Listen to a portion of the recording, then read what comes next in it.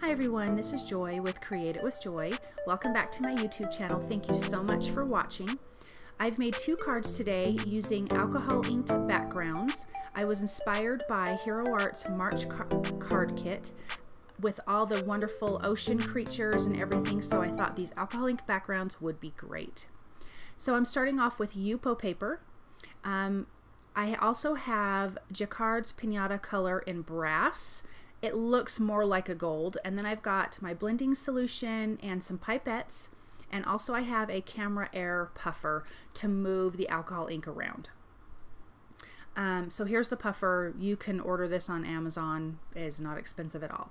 So for this first background, I kind of wanted to have the ocean floor of sand. And so that's where I'm using the alcohol ink in Sandal. And I think it is a really beautiful color.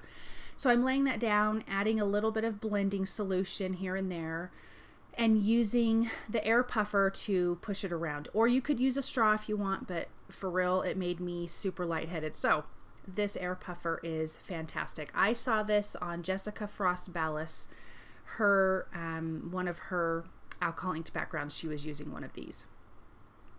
So I'm just going to keep adding stuff here and there, kind of moving it around, adding in the brass color, more of the sandal color, just here and there. I mean, you can't control alcohol inks a ton, obviously, but you can kind of push around the ink and where you kind of want it to be in certain looks.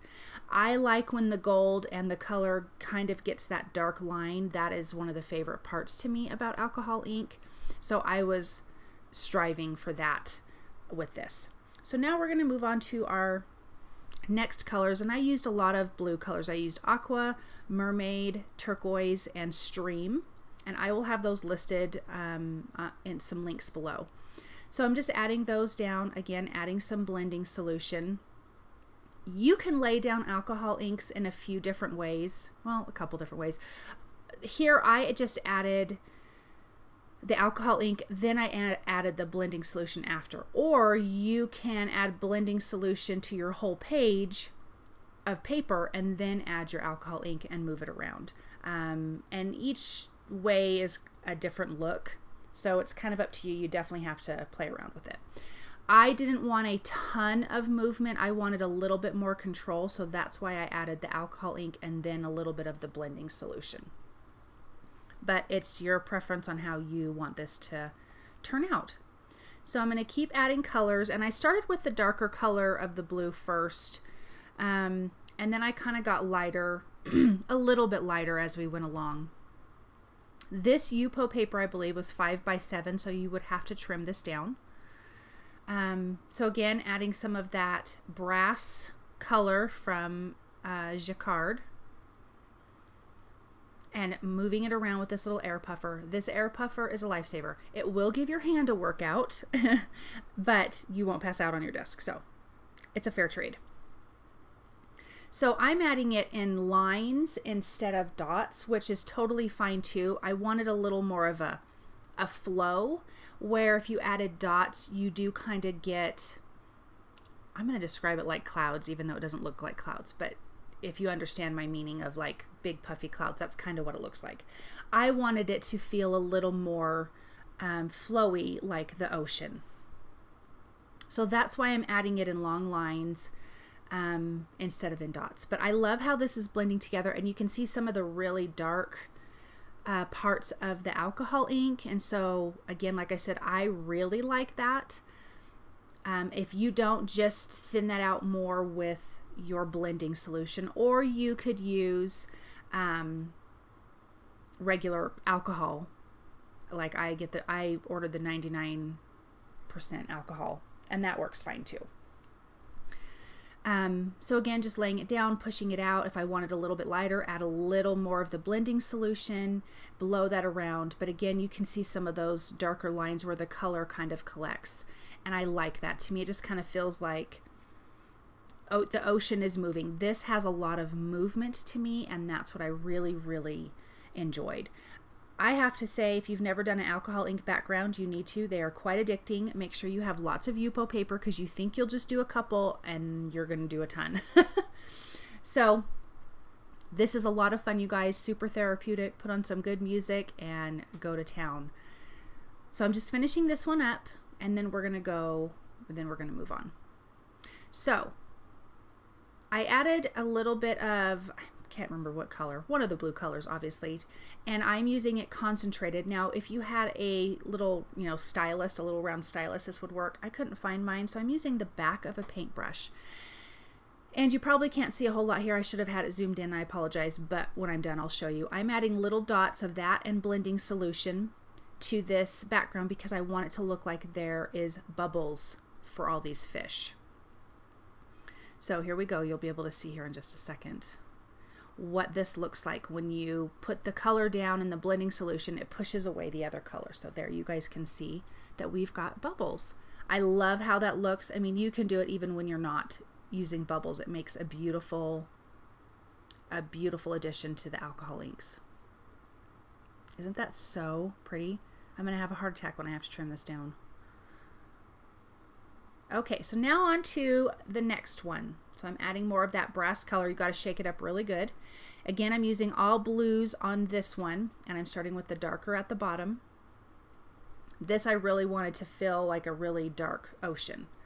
So just again adding the colors, the blending solution, and using the air puffer to blow it around. And here you can see I'm adding some dots of things and giving that a push.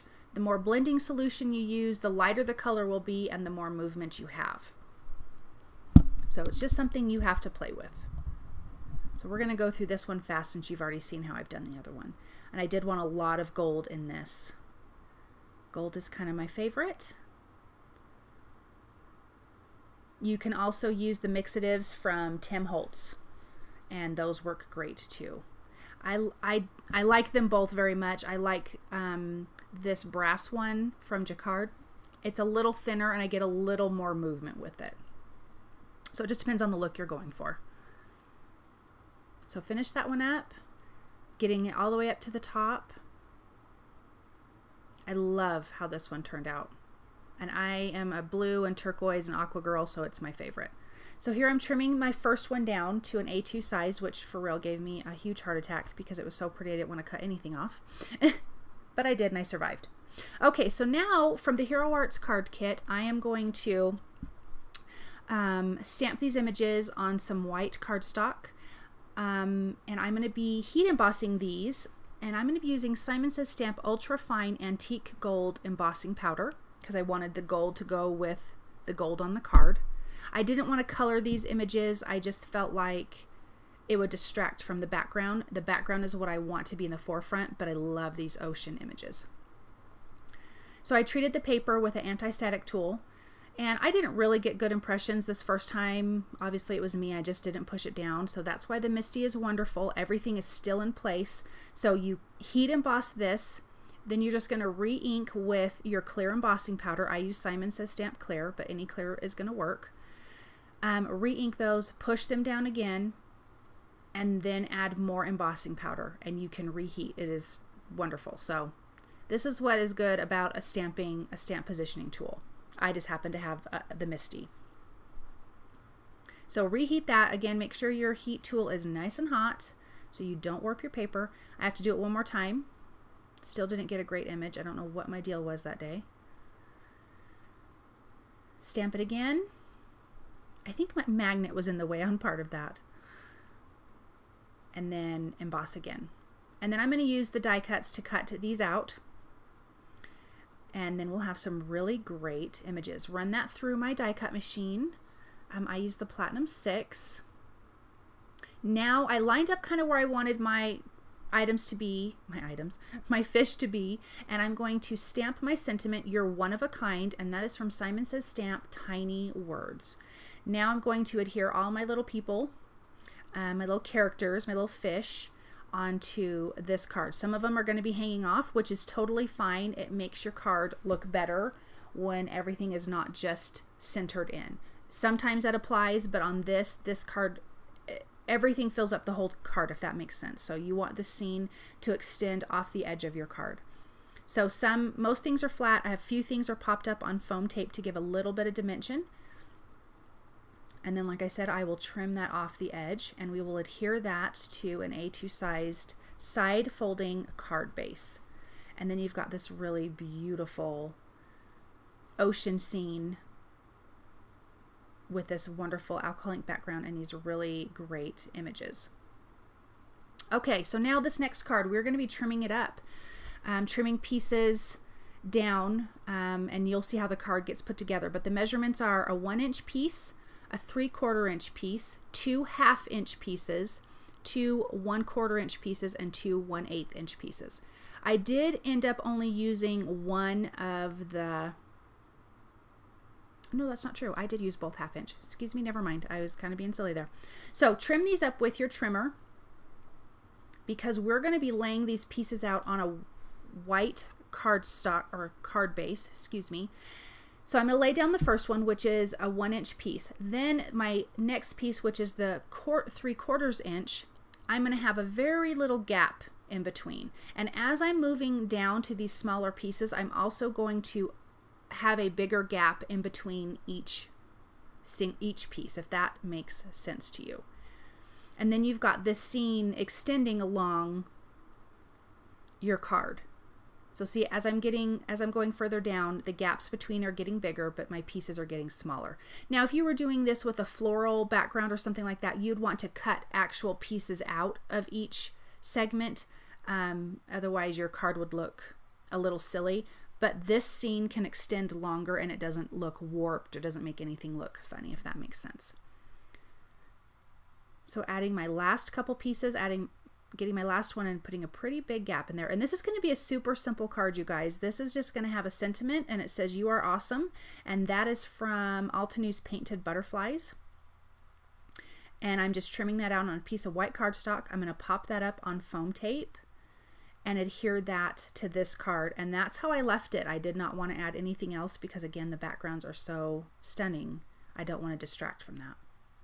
So here are both the cards. Really easy and fun to do, and look how pretty they are. I had so much fun, you guys.